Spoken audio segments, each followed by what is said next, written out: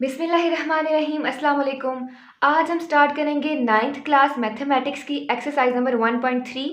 अच्छा, इसका पहला क्वेश्चन है the sum of three consecutive integers is 42, find the three integers.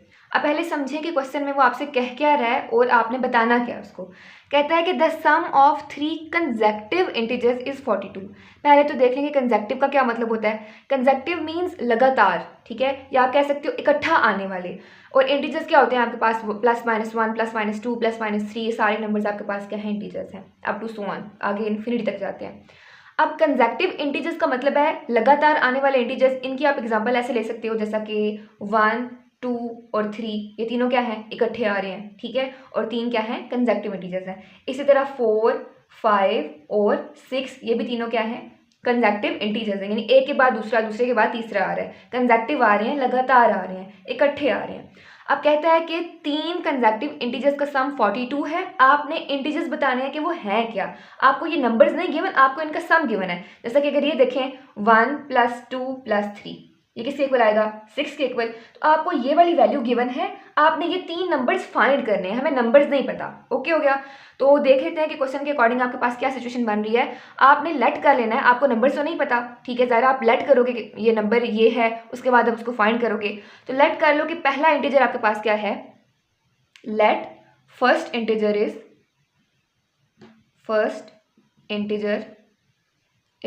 आप ये इज इक्वल टू का साइन डालो यहाँ पे x। पहला इंटीजर आपके पास क्या है, x है। अब आपने क्या फाइंड करना है, दूसरा भी और तीसरा भी। अब लेट कर लो जो आपके पास सेकंड इंटीजर है वो किसके इक्वल होगा, second integer is equal to x + 1। अब ये किस तरह से, यहाँ पे देखो एक नंबर है 1, ठीक है, कह लो कि ये x है। अब 2 कैसे आएगा, x में मैं 1 ऐड कर दूंगी तो क्या आ जाएगा, 2 आ जाएगा, ठीक है, यही हुआ ना। अगर मैं लेट कर रही हूँ कि 1 क्या है, x है, x में मैं 1 ऐड करूंगी तो क्या बनेगा, 2 बनेगा। इसी तरह 2 में 1 ऐड करूंगी 3 बनेगा, 3 में 1 ऐड करूंगी 4 बनेगा। तो जो कंसेक्टिव इंटीजर्स होते हैं एक के बाद एक आने वाला होता है। एक आप फाइंड कर लो, अगले में आप एक प्लस कर दो, फिर अगले में एक प्लस कर दो, फिर एक प्लस कर दो, तो आपके पास जो है वो इंटीजर्स की वैल्यू आ जाएगी। अब यहाँ पे सेकंड इंटीजर आपके पास क्या आएगा, x + 1 आएगा। इसी तरह अगर मैं थर्ड इंटीजर की वैल्यू लिखूँ तो मेरे पास क्या आएगी, थर्ड इंटीजर वो मेरे पास किसकी इक्वल आएगा, x + 1 + 1, यानी x में फिर एक दफ़ा 1 ऐड करूंगी फिर 1 ऐड कर दूंगी, या कह लो कि x + 1 में मैं 1 ऐड कर दूंगी। जैसे कि ये था ना, x + 1 2 बना, इसमें +1 ऐड करूंगी तो मजीद क्या बन जाएगा, 3 बन जाएगा, अगर x 1 हो तो। ओके हो गया। तो थर्ड इंटीजर आपने लेट कर लिया, किसके इक्वल है, x + 1 + 1। तो इसको मैं यहाँ पे ऐसे भी लिख सकती हूँ, 1 + 1 क्या हो जाएगा, 2 हो जाएगा। तो सिंपली मैं इसको लिख रही हूँ x + 2। ओके हो गया। अब देखते हैं क्वेश्चन में आपको क्या कह रहा है। कहता है कि तीनों इंटीजर्स का सम, कंसेक्टिव इंटीजर्स का सम क्या है, 42 है, ठीक है, वो आपको क्वेश्चन में गिवन है। तो आप क्या करोगे, इन तीनों को ऐड कर लोगे by adding all of them. इस तरह से लिख लो आप, स्टेटमेंट अपनी मर्जी की लिख सकते हो कोई भी, बस सिंपली आपने क्या करना है, इनको ऐड करना है। ऐड करोगे तो क्या आएगा, x + x + 1 + x + 2, और किसके इक्वल आएगा, 42 के equal according to the question. 42 उसने बताया हुआ है। अब इन सबको ऐड कर दो, क्या आ जाएगा आपके पास, x + x + 1 + x + 2 is equal to 42। x + x + x क्या हो जाएगा, 3x, 1 + 2 क्या हो जाएगा, 3 हो जाएगा, इज इक्वल टू 42। इसको आगे यहाँ पे सॉल्व कर लेते हैं। अब आपने फाइंड क्या करना है, x की वैल्यू को फाइंड करनी है, विच इज़ फर्स्ट इंटीजर। तो 3x को इधर रहने दो, इस 3 को तो जाके माइनस कर दो, आपके पास क्या आ जाएगा, 3x is equal to 42 - 3। 3x is equal to 42 में से 3 माइनस करोगे तो आपके पास क्या आ जाएगा, 39। ओके हो गया। अब आपने x फाइंड करना है, 3 इधर x के साथ मल्टीप्लाई हो रहा है, इक्वल की उस साइड पे जाके क्या हो जाएगा, डिवाइड हो जाएगा। तो यह आ जाएगा 39 / 3। इसको अगर कट करो तो आ जाएगा 3 × 1 = 3, 3 × 1 = 3 और 3 × 3 = 9। तो x की वैल्यू आपके पास यहाँ से क्या आ जाएगी, 13 आ जाएगी। ये आपके पास आ गया पहला इंटीजर विच इज़ 13। एक फाइंड हो गया। अब आराम से दूसरा और तीसरा फाइंड कर सकते हो। अगर मैं यहाँ पे इसको फाइंड करने की कोशिश करूँ तो मेरे पास क्या आ जाएगा, यहाँ से x क्या आया है, 13 आया है आपके पास, ठीक है। सेकंड इंटीजर क्या है, x + 1, यानी 13 में 1 मैं ऐड कर दूंगी तो 13 + 1 आपके पास क्या आएगा, 14 आ जाएगा। ओके हो गया। इसी तरह जो थर्ड इंटीजर है वो आपके पास क्या है, x + 2, यानी कि 13 + 2, तो आपके पास क्या आंसर आ जाएगा, 15 आ जाएगा। ओके हो गया। तो तीनों इंटीजर्स आपके पास क्या है, जो आप आंसर लिखोगे वो आपके पास क्या होगा, 13, 14 और 15। ये आपका क्या है, आंसर है, यही आपने फाइंड करना था। अब अगर आप इनको ऐड करके देखो ना तो आपके पास 2 ही आता है। 13 + 14 + 15, इन तीनों को जो है ना वो करके देखो सॉल्व, तो आपके पास आंसर क्या आता है, 42 ही आता है। तो इससे प्रूव होता है आपका क्वेश्चन क्या है, ठीक है। ये था आपका क्वेश्चन नंबर 1। क्वेश्चन नंबर 2 है, the diagram shows right angle triangle ABC in which the length of AC is √3 + √5 centimetre. The area of triangle ABC is 1 + √15 centimetre square. Find the length AB in the form A √3 + B √5 centimetre where A and B are integers. अब question में आपको कह रहा है, एक तो आपको ये डायग्राम गिवन है क्वेश्चन में, कहता है कि एक राइट एंगल ट्राइंगल है, ठीक है। राइट एंगल ट्राइंगल कौन सी होती है, जिसका एक एंगल 90 डिग्री का होता है। एक राइट एंगल ट्राइंगल है जिसकी लेंथ है AC विच इज √3 + √5 सेंटीमीटर। उसके बाद आपको इस ट्राइंगल का एरिया दिया हुआ है विच इज 1 + √15 सेंटीमीटर स्क्वायर।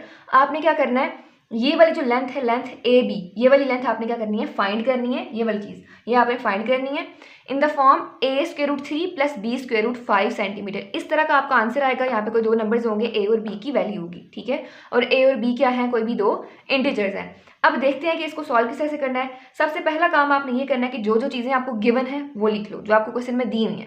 तो पहली चीज़ आपको क्या दी हुई है, एक लेंथ दी हुई है AC विच इज √3 + √5 सेंटीमीटर।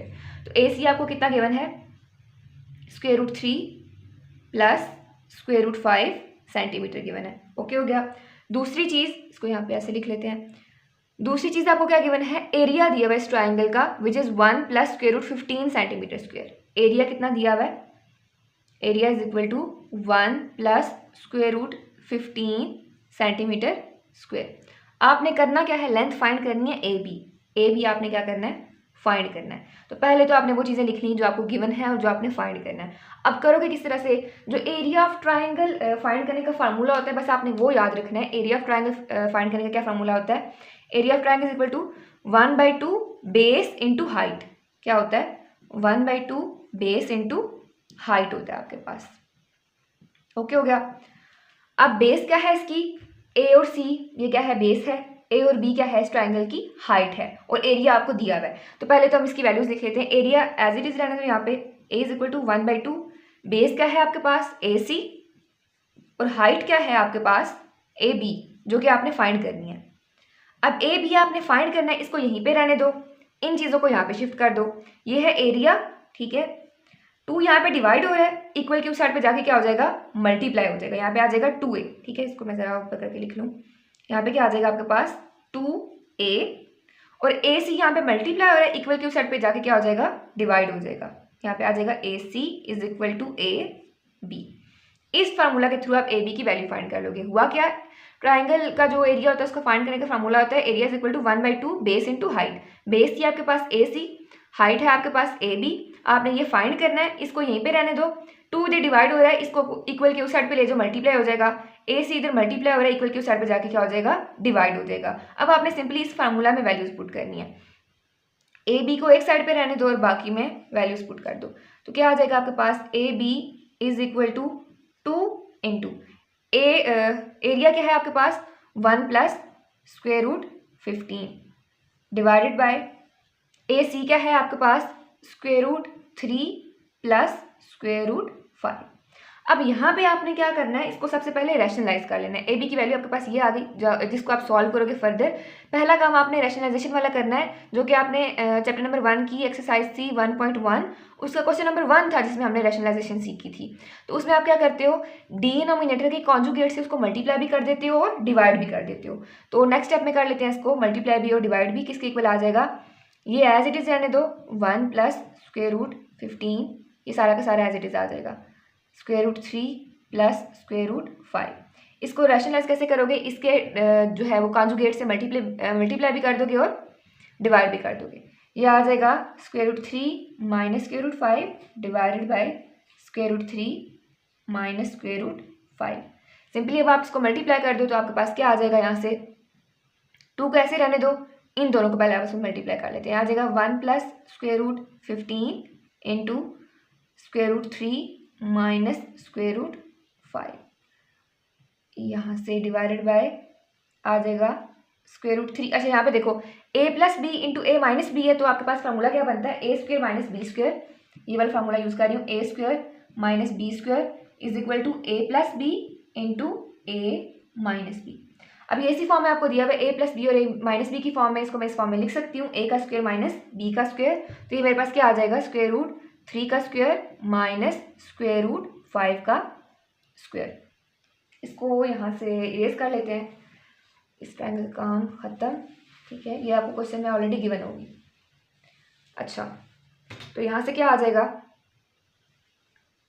इसको मल्टीप्लाई कर लो, 2 एज इट इज रहेगा, पहले 2 को बाहर ही रहने दो। ठीक है, बल्कि इसको ज़रा नीचे करके लिख लेते हैं, 2 को बाहर ही रहने दो, अंदर आ जाएगा आपके पास पहले 1 इस पूरे के साथ मल्टीप्लाई होगा, फिर स्क्वायर रूट 15 इस पूरे के साथ मल्टीप्लाई होगा।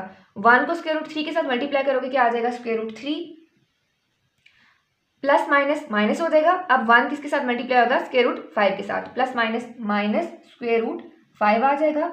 अब स्क्वायर रूट 15 इस पूरी टर्म के साथ मल्टीप्लाई होगा, पहले स्क्वायर रूट 3 के साथ फिर 5 के साथ, तो आ जाएगा square root 15 into square root 3। तो कैसे मल्टीप्लाई होगा, 15 3 आ जाएगा आपके पास 45 आ जाएगा। ठीक है, क्या आ जाएगा, प्लस स्क्वायर रूट 45। दो अलग अलग स्क्वायर रूट के अंदर हैं, इसको आप एक साथ मल्टीप्लाई कर सकते हो, इस तरह से होगा ये स्क्वायर रूट 15 इंटू 3, तो आपके पास क्या आ जाएगा, 45 आ जाएगा। प्लस माइनस माइनस, तो यहाँ पे क्या आ जाएगा, इसी तरह जब स्क्वायर रूट 15 स्क्वायर रूट 5 के साथ मल्टीप्लाई होगा 15 इंटू 5, तो ये आपके पास क्या आ जाएगा, 75 आ जाएगा। इधर आ जाएगा square root 75 divided by square, square root के साथ कैंसिल हो गया, स्क्वायर स्क्वायर रूट के साथ कैंसिल हो गया, आ जाएगा 3 माइनस 5। अब देखते हैं नेक्स्ट स्टेप में क्या होता है, ऊपर वाला जो है ये तो 2 एज इट इज, ठीक है, square root 3 as it is, इसको ज़रा सा जगह बचा के क्योंकि जगह कम है, 2 एज इट इज। ठीक है, अंदर अब देखो square root 3 as it is simple form में है, minus square root 5 as it is simple form में है। अब ये जो दो है ना, ये बड़ी वैल्यूज़ है, पहले मैं इनको क्या करूँगी, फैक्टराइज कर लूँगी, इनको छोटी वैल्यूज़ में कन्वर्ट कर लूँगी। अब वो किस तरह से, 45 को पहले फैक्टराइज करो, आपके पास क्या आता है वो देख लेते हैं। 45 को जब फैक्टराइज करोगे तो ये आपके पास क्या चीज़ बनती है, 3 के टेबल से हो जाता है, यहाँ आएगा 3 1 ज़र 3 और 3 5 ज़र 15, इसी तरह 3 5 ज़र 15 और यहाँ पे आ जाएगा 5 1 ज़र 5। ओके हो गया। अब इसको मैं लिख सकती हूँ इस फॉर्म में 3 इंटू 3 इंटू 5। ठीक है, अब ये स्क्वायर रूट में आ रहा है, इस तरह से होगा। ठीक है, 3 इंटू 3 क्या बन जाएगा, 3 का स्क्वायर बन जाएगा, इसको मैं अलग स्क्वायर रूट में लिख रही हूँ, अलग अलग भी लिख सकते हैं, एक में भी लिख सकते हैं, और यहाँ पे आ जाएगा स्क्वायर रूट 5। तो ये स्क्वायर रूट स्क्वायर रूट के साथ कैंसिल आउट हो गया, आपके पास पीछे क्या बनेगा, 3 स्क्वायर रूट 5। तो 45 को स्क्वायर रूट ऑफ 45 को मैं लिख सकती हूँ 3 स्क्वायर रूट 5। इसको सिंपली आपने फैक्टराइज किया, 3 इंटू 3 इंटू 5 बन गया, ऊपर आ रहा है स्क्वायर रूट, यहाँ से 3 का स्क्वायर बन जाएगा जो कि स्क्वायर रूट के साथ कैंसिल हो जाएगा, और स्क्वायर रूट 5 जो है वो एज इट इज रहेगा। तो ये आपके पास क्या आ गया, 3 स्क्वायर रूट 5। तो इस स्क्वायर रूट 45 की जगह पे मैं ये लिख रही हूँ। ठीक है, 3 square root 5 plus 3 square root 5 minus, अब इसी तरह 75 को भी सॉल्व कर लेते हैं, तो आपके पास क्या आएगा वो देख लेते हैं। 75 है तो इसको 5 की टेबल से कर लेते हैं, पहले आ जाएगा आपके पास 5 1 ज़र 5 और 5 ज़र 25 आ जाएगा, इसी तरह 5 3 ज़र 15 आ जाएगा और 3 1 ज़र 3 आ जाएगा। ठीक है, मैं 3 की टेबल से भी पहले कर सकती हूँ, पहले 5 के से भी कर सकते हो, आपकी मर्जी अपनी। अच्छा तो ये किस तरह से आ जाएगा, 5 इंटू 5 इंटू 3, ये फॉर्म बनेगी। ऊपर क्या है, स्क्वायर रूट है, इसी तरह इसको भी लिख लो। अब ये 5 का स्क्वायर बन जाएगा, अलग अलग भी लिख सकती हूँ, 5 का square multiply by square root 3, square root के साथ कैंसिल आउट हो जाएगा, तो आपके पास पीछे क्या बन जाएगा, 5 स्क्वायर रूट 3 आ जाएगा। तो अब मैं स्क्वायर रूट 75 की जगह क्या लिख रही हूँ, 5 स्क्वायर रूट 3, तो आ जाएगा 5 स्क्वायर रूट 3। इसको यहाँ से इरेज कर देते हैं। अब देखो आपके पास यहाँ से क्या बनेगा, पीछे डिवाइडेड बाय 3 माइनस 5 क्या हो जाएगा आपके पास, -2 हो जाएगा। अब देखो यहाँ से 2 के साथ कैंसिल हो जाएगा, पीछे माइनस का साइन है तो माइनस ऊपर लिख लो, यहाँ पे आ जाएगा माइनस। अब इनको आपने ऐड करना है, जो स्क्वायर रूट 3 वाली टर्म्स है उनको आपस में ऐड कर लो, जो स्क्वायर रूट 5 वाली टर्म्स है उनको आपस में ऐड कर लो। अब स्क्वायर रूट 3 के बाहर कुछ नहीं है तो क्या होता है, 1 होता है। ठीक है, और यहाँ पे स्क्वायर रूट 3 के बाहर क्या है, -5 है, तो 1 -5 आपके पास क्या हो जाएगा, -4 स्क्वायर रूट 3। इसी तरह इन दोनों को ऐड कर लोगे, यहाँ पे क्या है +3 है, यहाँ पे क्या है -1 है, 3 -1 आपके पास क्या हो जाएगा, 2 हो जाएगा, तो यहाँ पे लिख लो +2 स्क्वायर रूट 5। ओके हो गया। अब ये क्या आ जाएगा, माइनस माइनस प्लस हो जाएगा, +4 स्क्वायर रूट 3, और ये क्या आ जाएगा, -2 स्क्वायर रूट 5 और यही आपका आंसर था। इसको अगर मैं लिखूँ यहाँ पे किसकी वैल्यू है ए बी, इसके इक्वल आता है, प्लस है तो प्लस को यहाँ से रिमूव ही कर देते हैं, माइनस माइनस प्लस हो जाएगा तो आ जाएगा A B is equal to 4√3 - 2√5 centimetre और यही आपका आंसर है। उसने आपसे क्वेश्चन में कहा भी था कि इस फॉर्म में आना चाहिए a√3 + b√5, तो यहाँ पे a 4 आ रहा है और b क्या आ रहा है -2 आ रहा है। ये था आपका क्वेश्चन नंबर 2। नेक्स्ट है question number 3। A rectangle has sides of length 2 + √18 metre and 5 - 4 divided by √2 metre, express the area. आपको कह रहा है कि आपके पास एक रेक्टेंगल है। पहले आपको पता होना चाहिए रेक्टेंगल क्या होती है, जिसकी ये वाली 2 साइड्स इक्वल होती हैं और ये वाली 2 साइड्स इक्वल होती हैं। उसकी लेंथ दी हुई है आपको, कितनी दी हुई है 5 - 4 डिवाइडेड बाय √2 और 2 + √18। ओके हो गया। आपने फाइंड क्या करना है, इसका एरिया फाइंड करना है, इसका एरिया फाइंड करना है। अब पहले आपको पता होना चाहिए कि एरिया ऑफ रेक्टेंगल फाइंड करने का फार्मूला क्या होता है। एरिया ऑफ रेक्टेंगल होता है आपके पास लेंथ इंटू विड्थ, ठीक है, लेंथ इंटू विड्थ। पहले देख लो कि चीज़ें आपको क्या क्या दी हुई है, जो गिवन है वो लिख लेते हैं। तो लेंथ आपको गिवन है विच इज़ 5 - 4 ओवर √2। तो पहले लेंथ लिख लेते हैं विच इज़ 5 - 4 ओवर √2। अब ये डिवाइड बाय √2 है तो पहले हम इसको क्या करेंगे, रैशनलाइज करेंगे। वो किस तरह से करोगे, 5 - 4 divided by √2 as it is, इसको मल्टीप्लाई भी कर दोगे √2 के साथ और डिवाइड भी कर दोगे। ये आप 1.1 में जो है ये वाले क्वेश्चंस करके आ चुके हो। अब किस तरह से होगा नेक्स्ट वो देख लेते हैं। 5 - 4 √2 आपस में मल्टीप्लाई हो जाएगा, ये 2 मल्टीप्लाई होंगे और ये 2 मल्टीप्लाई होंगे। जब ये 2 मल्टीप्लाई होंगे तो क्या बनेगा, √2 का स्क्वायर बन जाएगा, ठीक है, √2 का स्क्वायर बनेगा।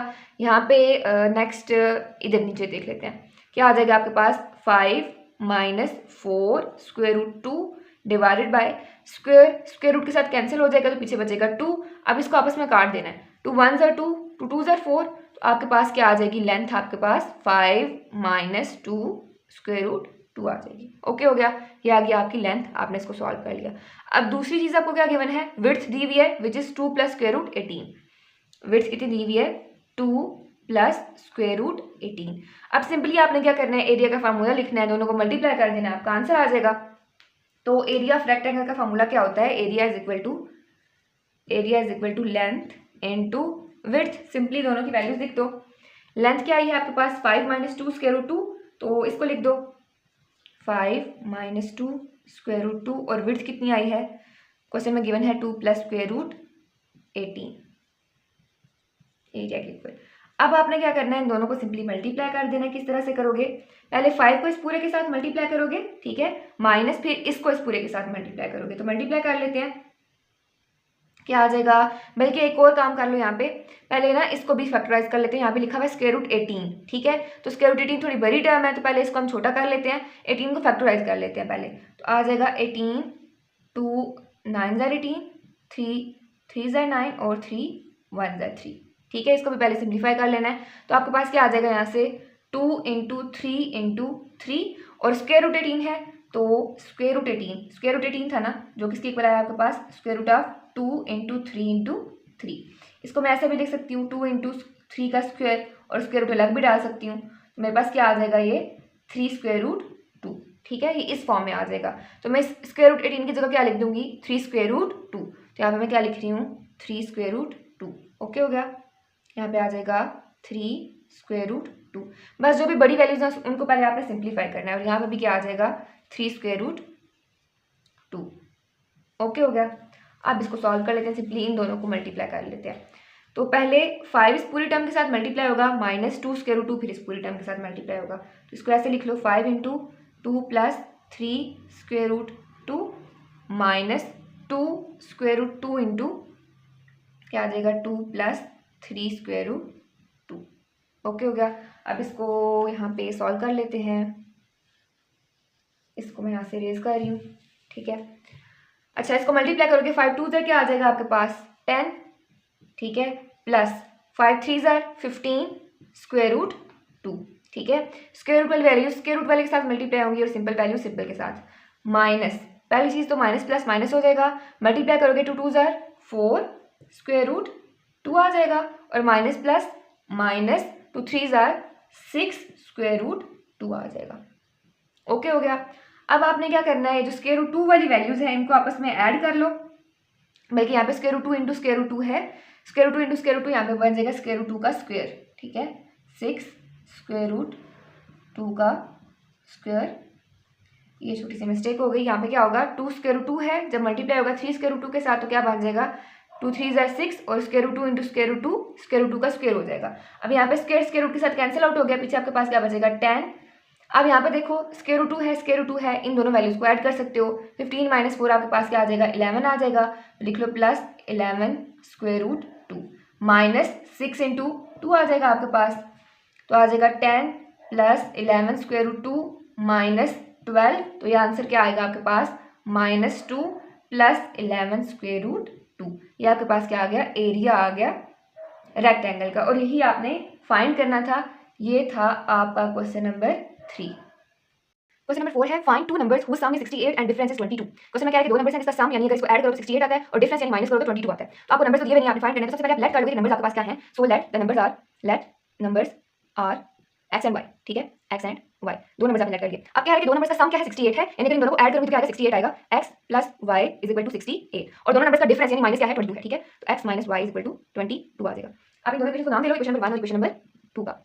इसको सिंपली एलिमिनेशन मेथड से सॉल्व करेंगे तो किस तरह से होगा, आपने क्या करना है, बस इन दोनों इक्वेशंस को ऐड कर देना है, ठीक है। क्या करोगे, बाय एडिंग इक्वेशन 1 एंड 2, तो क्या आ जाएगा x + y = 68 और आ जाएगा x - y = 22। इन दोनों को सॉल्व करोगे, यहाँ पे कैंसिल हो जाएगा, y y कट जाएगा, आ जाएगा आपके पास 2x = 68, ये क्या हो जाएगा 8 और 2 ये आ जाएगा +90। ओके हो गया। अब आपने क्या करना है, x की वैल्यू फाइंड कर लेनी है।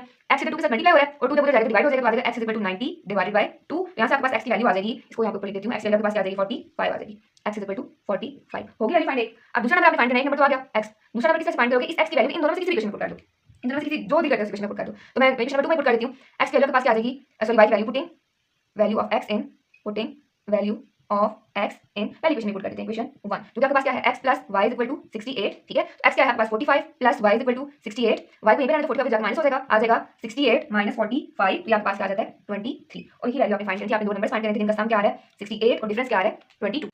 क्वेश्चन नंबर 5 है the weather in Lahore was unusually warm during the summer of 2024।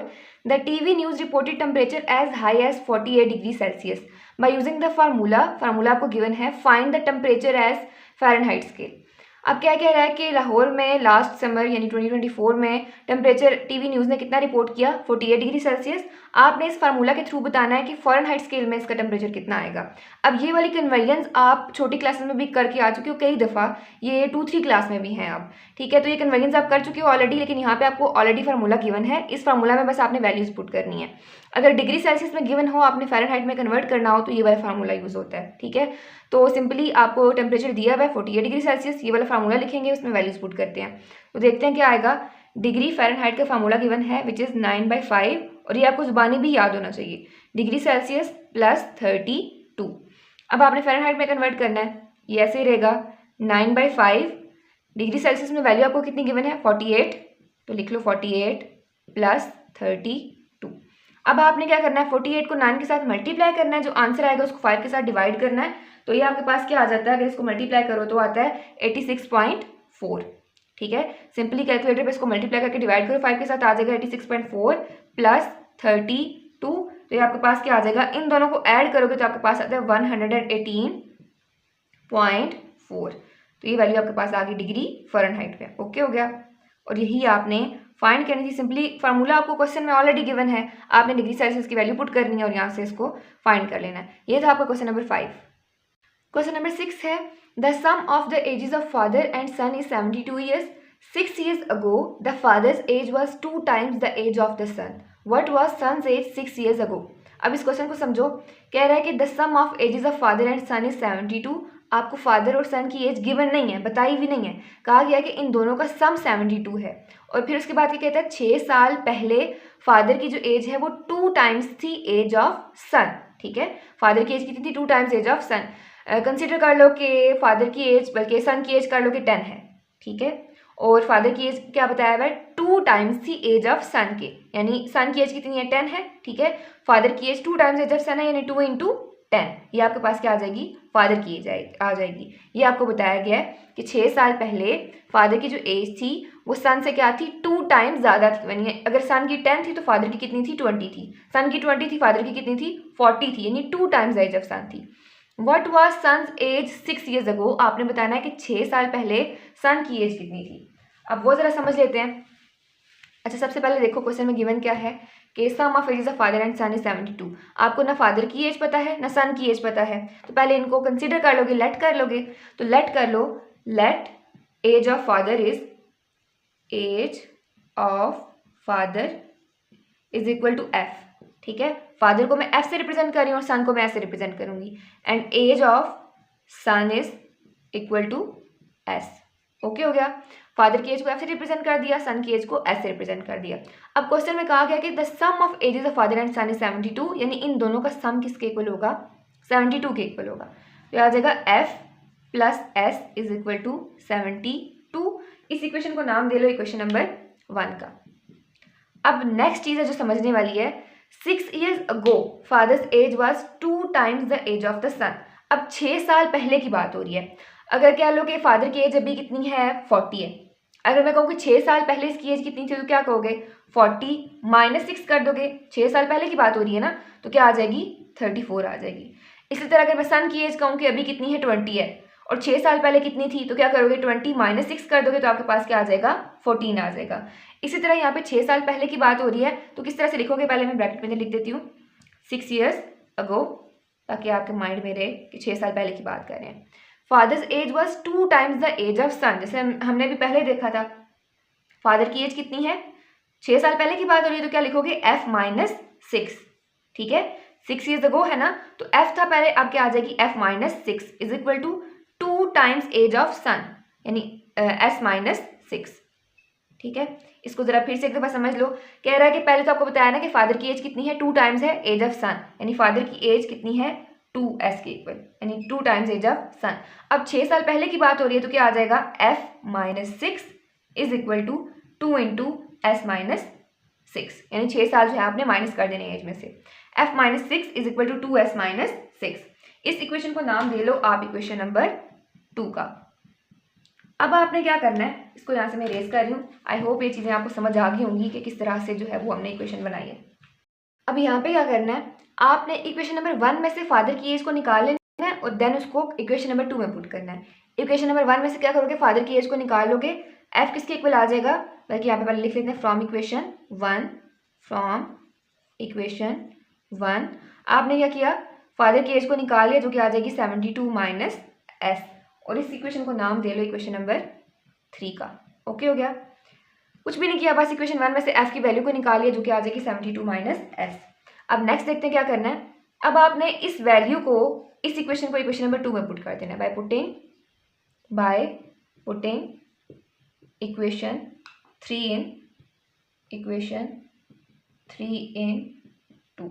Okay हो गया, अब पुट करो, क्या आ जाएगा आपके पास, f की जगह पे 72 माइनस एस लिख दोगे तो लिख दो 72 minus s minus 6 is equal to 2s minus 6 आ जाएगा आपके पास।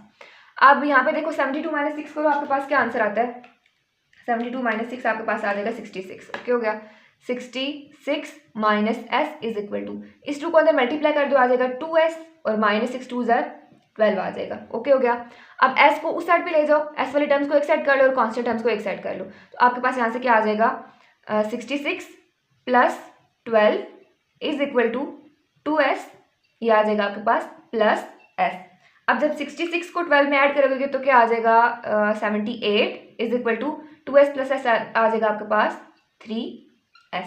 अब यहाँ से आपने s की वैल्यू को फाइंड करना है, सन की एज फाइंड करें तो क्या आ जाएगा, 78 डिवाइडेड बाई 3, 78 डिवाइडेड बाई 3, इसको 78 divided by 3 is equal to s। 3 इधर मल्टीप्लाई होगा, इक्वल टू साइड पे जाके डिवाइड हो जाएगा। अब जब इसको सॉल्व करोगे तो यहाँ से आपके पास क्या आ जाएगा, 3 1 3, 3 2 6 और 3 6 18, तो ये आपके पास आ गया, सन की एज कितनी आ गई, 26 आ गई। ओके हो गया, लेकिन यहाँ पे अभी आपका काम खत्म नहीं हुआ, आपने फाइंड क्या करना है, सन की एज 6 years ago, 6 साल पहले वाली सन की एज फाइंड करनी है। ठीक है, 6 साल पहले सन की एज कितनी होगी, तो ये तो आ गई अभी वाली एज, 6 years ago लिख लो यहाँ पे, 6 years ago एज कितनी होगी, जाहिर है 26 में से 6 को माइनस कर दोगे तो आपके पास क्या आ जाएगा, सन की एज कितनी आ जाएगी, 26 माइनस 6, तो ये आ जाएगा आपके पास 20। ओके हो गया, और यही आपने फाइंड करना था। अब जरा एक दफ़ा फिर इस क्वेश्चन को देख लेते हैं, इसमें हुआ क्या।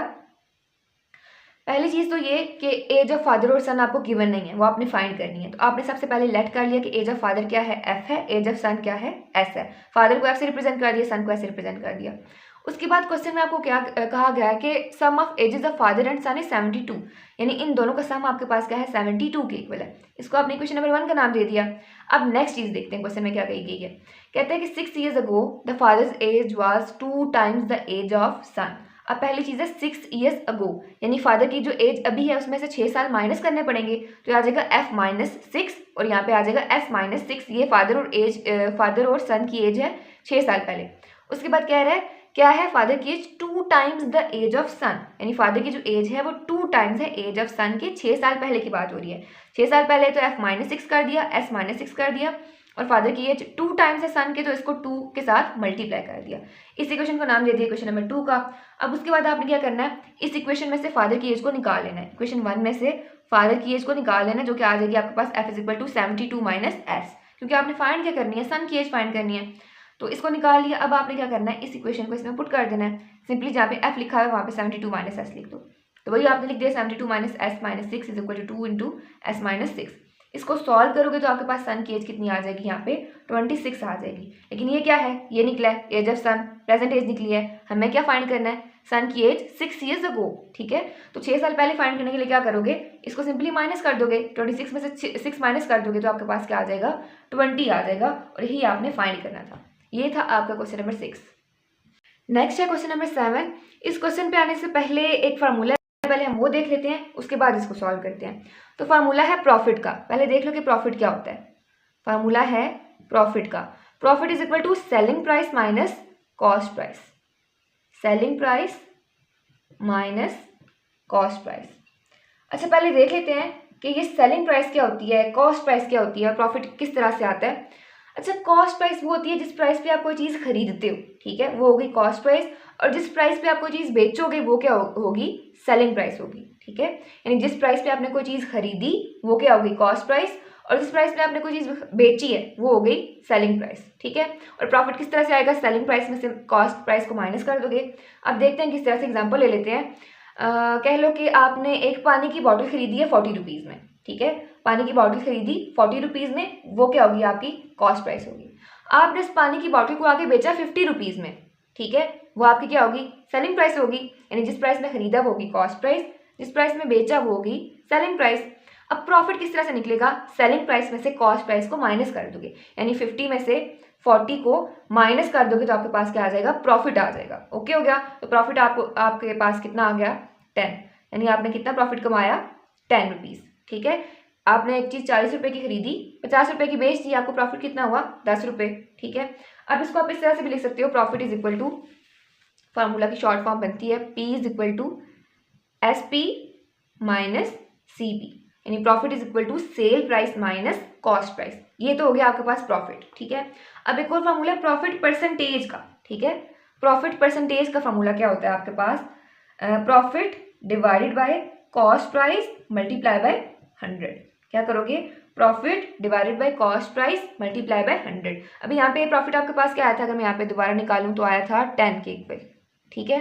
प्रॉफिट किसके इक्वल आया था, 10 के इक्वल आया था। अगर मैंने परसेंटेज निकालनी है, ये तो रुपीज़ में आ गया ना कि 10 रुपीज़ आपको प्रॉफिट हुआ है, कितने परसेंट प्रॉफिट हुआ है वो देखना है। तो क्या करोगे, उसका फॉर्मूला क्या है, profit divided by cost price multiply by 100, यानी जो प्रॉफिट आएगा उसको कॉस्ट प्राइस से डिवाइड करोगे और 100 से मल्टीप्लाई कर दोगे। अब प्रॉफिट आपके पास क्या आया था, 10 डिवाइडेड बाय कॉस्ट प्राइस की एग्जाम्पल हमने क्या ली, 40, इसको मल्टीप्लाई कर दोगे 100 के साथ, तो आपके पास क्या आ जाएगा, परसेंटेज प्रॉफिट आ जाएगा। इसको सॉल्व करके भी देख लेते हैं, डायरेक्ट ही कर लेते हैं। 10 डिवाइडेड बाय 40 मल्टीप्लाई बाय 100 करो तो आपके पास आंसर कितना आता है, 25 आता है, ठीक है। यानी कि 25% आपको क्या हुआ, प्रॉफिट हुआ। ओके हो गया। बस ये दो फार्मूलाज आपने याद रखने हैं, एक ये वाला profit is equal to sell price, selling price minus cost price, और percentage profit is equal to profit divided by cost price multiply by 100। अब देखते हैं जी क्वेश्चन नंबर 7 को, कि क्वेश्चन नंबर 7 आपको क्या कह रहे हैं। इसको कर देते हैं रेज, ठीक है। फार्मूलाज बस दो याद रखने में, क्वेश्चन के अंदर दोबारा लिख दूंगी कि फार्मूलाज क्या है। अब क्वेश्चन है आपके पास, Mirha bought a toy for 1500 and sold for 1520। Mirha ने क्या किया, बॉट अ टॉय फॉर 1500, एक खिलौना खरीदा 1500 में, एंड सोल्ड फॉर 1520, और बेचा कितने का, 1520 का।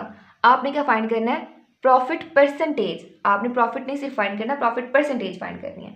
तो सबसे पहले लिख लो कि आपके पास ये क्या होगी, कॉस्ट प्राइस होगी, जितने में खरीदा, मैंने हाँ बॉट टॉय फॉर 1500, खरीदा है उसने तो कॉस्ट प्राइस है, और बेचा है तो सेल प्राइस है, सेलिंग प्राइस है, तो ये कितनी है 1520। तो पहले लिख देते हैं कॉस्ट प्राइस, ठीक है। कॉस्ट प्राइस को CP से मैं रिप्रेजेंट कर रही हूँ, वो कितनी है आपके पास 1500, ठीक है। और सेलिंग प्राइस कितनी है आपके पास, SP कितना है आपके पास 1520। आपने फाइंड क्या करना है, प्रॉफिट परसेंटेज। अब प्रॉफिट परसेंटेज का फॉर्मूला आपने देखा था क्या था, किसके इक्वल था, P divided by CP multiply by 100, यानी profit divided by cost price multiply by 100। अब कॉस्ट प्राइस तो है आपके पास, प्रॉफिट नहीं है, तो इस फार्मूला को यूज़ करने से पहले आपको पहले प्रॉफिट फाइंड करना पड़ेगा, तो प्रॉफिट का फार्मूला लगाना पड़ेगा। अब प्रॉफिट का फार्मूला किसके इक्वल था, फार्मूला ज़रा मैं इससे लिख लूँ, प्रॉफिट किसके इक्वल था आपके पास, selling price minus cost price, यानी SP माइनस CP, ये था प्रॉफिट का फार्मूला। पहले प्रॉफिट फाइंड कर लोगे तो क्या आ जाएगा आपके पास, सेलिंग प्राइस कितनी है 1520 माइनस कॉस्ट प्राइस कितनी है 1500, तो प्रॉफिट आपके पास आ गया यहाँ से 20, ठीक है, 20 रुपीज़ आपके पास प्रॉफिट आ गया। अब आपने क्या करना है, प्रॉफिट परसेंटेज फाइंड करनी है, तो वो इस जगह पे कर लेते हैं। प्रॉफिट परसेंटेज का फार्मूला क्या होता है, profit percentage is equal to profit divided by cost price multiply by 100, ठीक है। तो ये क्या आ जाएगा, profit percentage is equal to 20 divided by cost price क्या है आपके पास 1500, ठीक है, मल्टीप्लाई बाय 100। अब इसको काट लो, ठीक है, ये आपके पास क्या आ जाएगा 5 4 ज़ै 20 और 5 3 ज़ै 50, ठीक है। तो यहाँ से आपके पास परसेंट प्रॉफिटेज कितनी आई, परसेंटेज प्रॉफिट सॉरी कितना आया, आ जाएगा आपके पास 4 डिवाइडेड बाई 3, और इसको जब सॉल्व करोगे तो क्या आ जाएगा 4 divided by 3 is equal to 1.333 up to so on इतना आता है, ठीक है। तो ये आपके पास क्या आ गई, परसेंटेज प्रॉफिट आ गया, जो कि आपने फाइंड करना था। ये था आपको क्वेश्चन नंबर 7। नेक्स्ट है क्वेश्चन नंबर 8। इसकी स्टेटमेंट मैं बुक से रीड कर रही हूँ। The annual income of Tayyab is 9,60,000 while the exempted amount is 1,30,000. How much tax would he have to pay at the rate of 0.75%? अब पहले देख लेते हैं कि क्वेश्चन में आपको क्या क्या चीज़ें गिवन है, उसके बाद क्वेश्चन को समझते हैं कि वो क्या कह रहा है। कहता है कि the annual income of Tayyab is 9,60,000। Annual income आपको क्या दी हुई है, पहले जो चीज़ें गिवन है वो लिख लेते हैं। Annual income is equal to 9,60,000, okay हो गया। नेक्स्ट चीज आपको एग्जेम्प्टेड अमाउंट दी हुई है 1,30,000। एग्जेम्प्टेड अमाउंट कितनी है 1,30,000। अभी देखते हैं कि एग्जेम्प्टेड अमाउंट क्या है और रेट किस तरह से फाइंड करेंगे टैक्स का, ठीक है। Exempted amount is equal to 1,30,000, okay हो गया। अब पहली चीज ये कि एग्जेम्प्टेड अमाउंट क्या होती है, वो अमाउंट जिस पे तैयब को टैक्स नहीं पे करना पड़ेगा वो क्या है, एग्जेम्प्टेड अमाउंट है। एनुअल इनकम कितनी है 9,60,000, एग्जेम्प्टेड अमाउंट कितनी है 1,30,000, यानी वो अमाउंट जिस पे टैक्स नहीं पे करना पड़ेगा। आपने फाइंड करना है कि एनुअली उसको 0.75% इस रेट पे कितना टैक्स पे करना पड़ेगा, ओके हो गया। तो ये वाली अमाउंट क्या करोगे, इसमें से सिंपली माइनस कर दोगे, तभी आपके पास एक्चुअल अमाउंट आएगी जिस पे आपने टैक्स फाइंड करना है कि कितना पे करना पड़ेगा। फिर से देख लो, एनुअल इनकम आपको दी हुई है 9,60,000 और उसमें से जो अमाउंट एग्जम्प्ट की गई है वो कितनी है 1,30,000, यानी इस अमाउंट पे कोई टैक्स पे नहीं करना पड़ेगा। बाकी जो बचेगी उस पर टैक्स पे करना है इस रेट के ऊपर, और वो फाइंड करना है आपने कि उसकी कितनी वैल्यू आएगी, ओके हो गया। अब सबसे पहले आप कर लोगे फाइंड के इनकम कौन सी, फॉर टैक्स पे, ठीक है, फॉर टैक्स पे, यानी टैक्स पे करने के लिए आपको कितनी इनकम जो है वो रिक्वायर्ड है। तो क्या करोगे, सिंपली इन दोनों को माइनस कर दोगे, 9,60,000 माइनस 1,30,000 आ जाएगा आपके पास, ओके हो गया। अब इसको सॉल्व करोगे आपके पास क्या आ जाएगा, इधर ही लिख लेते हैं इसको माइनस करो, आपके पास आता है 8,30,000, ओके हो गया। ये आपके पास आ गई इनकम फॉर टैक्स पे। अब आपको क्वेश्चन में गिवन है जो टैक्स का रेट दिया हुआ है, रेट ऑफ टैक्स कितना दिया हुआ है आपको, rate of tax is equal to 0.75%, okay हो गया। सिंपल सा क्वेश्चन है, सिंपली आपने रेट फाइंड करना है, और रेट किस तरह से फाइंड करते हो, टोटल अमाउंट आप किस तरह से फाइंड करोगे वो देख लेते हैं। ये आ जाएगा आपके पास 0.75 है, ठीक है, डिवाइडेड बाय परसेंटेज है तो क्या करोगे, divided by 100 multiply by 8,30,000। Simply इस तरह से आपने क्या करना है, इसका रेट फाइंड कर लेना है। क्या किया, रेट ऑफ टैक्स कितना है, 0.75% है, तो क्या करोगे 0.75 divided by 100 multiply by this amount, तो आपके पास क्या आ जाएगा, रेट ऑफ टैक्स आ जाएगा।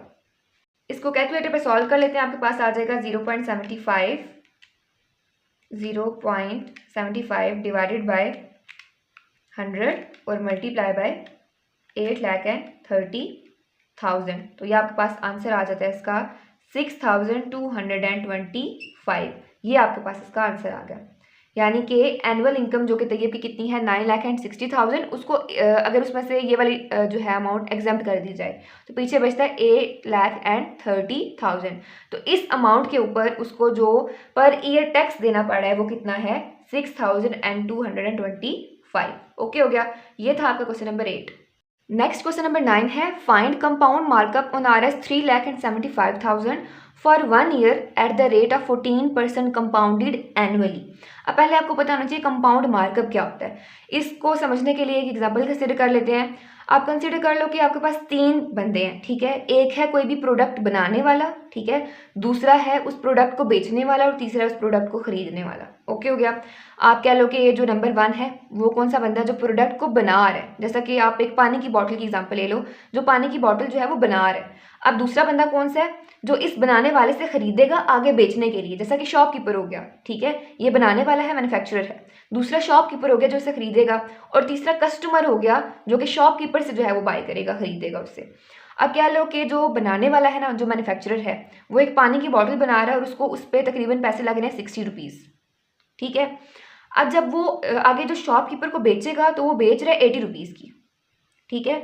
जब वो शॉपकीपर को बेच रहे तो वो क्या बेच रहा है 80 रुपीज़ की बेच रहा है। ये जो बीच में 20 रुपीज़ आए हैं ना, ये आपका मार्कअप रेट होता है, ठीक है। 60 की वो चीज़ बन रही है, 80 की वो बेच रहा है, ठीक है। तो ये क्या आ गया, 20 रुपीज़ जो पीछे बचेंगे वो क्या है, मार्कअप है, सही है। अब ये जो शॉपकीपर है आगे ये फर्दर कस्टमर को जो है वो सेल करेगा। कस्टमर को वो पानी की बॉटल बेच रहा है 80 की बजाय 100 की, ठीक है, या कह लो 110 की बेच रहा है। मार्कअप रेट जो है वो इंक्रीज होता रहता है, बल्कि 20 रहने दो, 100 की, ठीक है। अब ये जो बीच में 20 रुपीज़ आए हैं ना, ये किसके ऐड हुए हैं, मार्कअप के ऐड हुए हैं। तो ये जो layer by layer markup add होता जाता है, लेयर बाय लेयर जो है वो पैसे ऐड होते जाते हैं। एक बंदा खरीदेगा, दूसरे से दूसरा, तीसरे से तीसरा, चौथे से, तो उस तरह करते करते जो मार्कअप ऐड हो रहा है ना, वो आपको आपके पास क्या होता है, कंपाउंड मार्कअप ऐड होता है। यानी एक बंदे ने अगर 60 रुपीज़ में कोई चीज़ बनाई है, वो 80 की बेच रहा है, तो 20 रुपये उसने कमाए। अगला जो है वो 100 की बेच रहा है, 20 रुपये उसने कमाए। अगला जो है वो बेशक 110 की सेल कर दे, तो जो है वो उसने कितने कमाए, 10 रुपये उसने कमा लिए। तो ये मार्कअप है जो आप एक्स्ट्रा जो है पैसे लेते रहते हो किसी भी प्रोडक्ट के ऊपर, किसी भी चीज़ के ऊपर, ये मार्कअप होता है। और इसको आप सिंपल वर्ड्स में सूद भी कह सकते हैं। ओके हो गया। तो कंपाउंड मार्कअप क्या है, जो मार्कअप आपके पास इंक्रीज होता जाता है एक से दूसरे, दूसरे से तीसरे तक। अब आपको कह रहा है कि find compound markup on 3,75,000 for 1 year. एक साल के लिए आपने फाइंड करना है at the rate of 14% compounded annually. अब कंपाउंडेड एनुअली का क्या मतलब है, यानी कह लो आपके पास अगर 100 रुपीज़ है ना, ठीक है, उसके ऊपर जब मार्कअप लगता है वो है 14%, तो ये बन जाएगा 114, ठीक है। मार्कअप लगने के बाद क्या बन जाएगा 114, यानी 14 रुपये आपका मार्कअप लगा, ठीक है। अब कंपाउंडेड एनुअली का क्या मतलब है कि हर साल बाद 14 रुपये इंक्रीज होते जाएंगे। अगर वो इसको रिटर्न नहीं करता पैसे, आप किसी से उधार ले लो, फॉर एग्जाम्पल 100 रुपये आपने उधार लिया, ठीक है, और एक साल बाद वापस करने का उसने आपसे 114 रुपये लेने हैं। लेकिन जब आप कह लो कि आपने एक साल वापस नहीं किया, उससे अगले साल वापस किया, तो आपको 14 रुपीज़ मजीद ऐड करने पड़ेंगे, ठीक है। इसी तरह अगर आपने इस साल भी वापस नहीं किया, उससे भी अगले साल वापस किया, तो 14 रुपीज़ मजीद ऐड करने पड़ेंगे। ये हो गया कंपाउंडेड एनुअली, यानी एक साल के बाद जो इंक्रीज हो रहा है वो क्या हो गया, मार्कअप कंपाउंडेड एनुअली। ओके हो गया। अब नेक्स्ट देख लेते हैं इसको कि सॉल्व किस तरह से करना है। क्वेश्चन बहुत ज़्यादा सिंपल सा है, बस समझाना था कि कंपाउंड मार्कअप क्या होता है और एनुअली जो है वो मार्कअप किस तरह से लगता है। तो आपने 14% फाइंड करनी है इस मार्कअप की, जो कि आपको गिवन है 3,75,000। तो आपने फाइंड क्या करना है, 14% फाइंड करनी है किसकी, 14% ऑफ 3,75,000। तो वो किस तरह से करोगे, लास्ट क्वेश्चन में भी हमने भी रेट देखा किस तरह से निकालते हैं, 14 divided by 100 multiply by 3,75,000। Simply बस आपने ये करना है, आपका आंसर आ जाएगा, ठीक है। 14% ऑफ दिस, तो परसेंटेज है तो क्या करोगे 14 divided by 100 multiply by this term, तो आपके पास रेट निकल आएगा इसका। अच्छा सॉरी, कंपाउंड मार्कअप निकल आएगा इसका। अब इसको डिवाइड करके देख लेते हैं आपके पास क्या आता है। डायरेक्ट कैलकुलेटर पे ही कर लेते हैं। आपके पास आ जाएगा 14 डिवाइडेड बाई 100 मल्टीप्लाई बाई 3,75,000, तो ये आपके पास आ जाएगा 52500 और यही आपका आंसर था। ये था आपका क्वेश्चन नंबर 9। यहाँ पे आपकी एक्सरसाइज नंबर 1.3 कंप्लीट होती है। That's it for today. Thank you so much. अल्लाह हाफिज़।